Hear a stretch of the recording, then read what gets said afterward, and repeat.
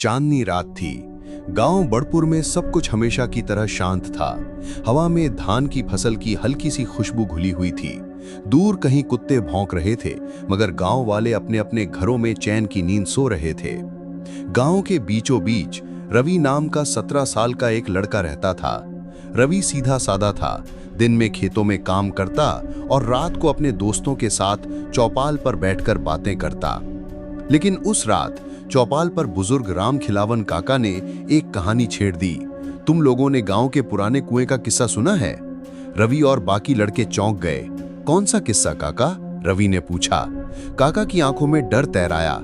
वही जो 50 साल पहले हुआ था। कहते हैं उस कुएं में एक औरत की आत्मा रहती है, जिसकी भी नजर उससे मिल जाती है वह फिर कभी घर नहीं लौटता। गांव के उस हिस्से में सच में एक पुराना टूटा फूटा कुआं था जो वर्षों से सूखा पड़ा था। चारों ओर झाड़ियां उगी थीं और वहां रात को जाने की किसी की हिम्मत नहीं होती थी। रवि ने हंसते हुए कहा, काका ये सब बस डराने की बातें हैं, भूत प्रेत कुछ नहीं होते। राम खिलावन काका ने बस इतना कहा, बेटा रात के अंधेरे में ये बातें मत कहना, सुन भी लेती हैं। उस रात रवि के मन में अजीब सी जिज्ञासा जाग उठी। आधी रात को जब पूरा गांव सो रहा था, वह चुपके से उस पुराने कुएं की तरफ निकल पड़ा। हवा अचानक ठंडी हो गई। दूर कहीं उल्लू की आवाज आई। जैसे जैसे वो कुएं के पास पहुंचता गया, सन्नाटा और गहरा होता गया। कुएं के पास पहुंचते ही उसे लगा मानो किसी ने उसका नाम पुकारा हो। रवि। वह ठिठक गया। चारों तरफ अंधेरा था, बस चांद की रोशनी में कुएं का काला मुंह दिख रहा था। उसने सोचा शायद मेरा भ्रम है और कुएं के अंदर झांकने लगा। अचानक कुएं के भीतर से पानी की हल्की सी आवाज आने लगी, छप छप छप। रवि ने याद किया कि काका ने कहा था कुआं तो सालों से सूखा है, फिर ये पानी की आवाज कैसी? उसके कानों में एक ठंडी फुसफुसाहट गूंजी।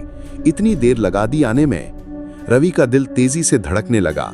उसने टॉर्च निकाली और कुएं के अंदर रोशनी डाली। जो उसने देखा, उसके पैरों तले जमीन खिसक गई। एक पीली सी हड्डियों से चिपकी औरत कुएं की दीवार से लटक रही थी। उसके लंबे भीगे बाल नीचे लटक रहे थे और आंखें खून सी लाल चमक रही थीं।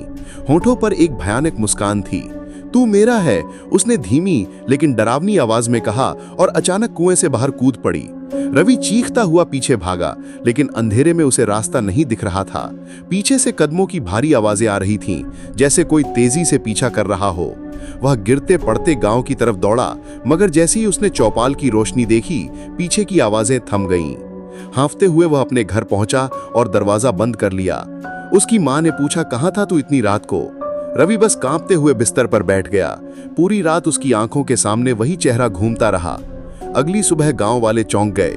कुएं के पास ताजा गीले पैरों के निशान थे, लेकिन वो पैरों के निशान इंसान के नहीं, बल्कि किसी लंबे टेढ़े मेढ़े जीव के थे।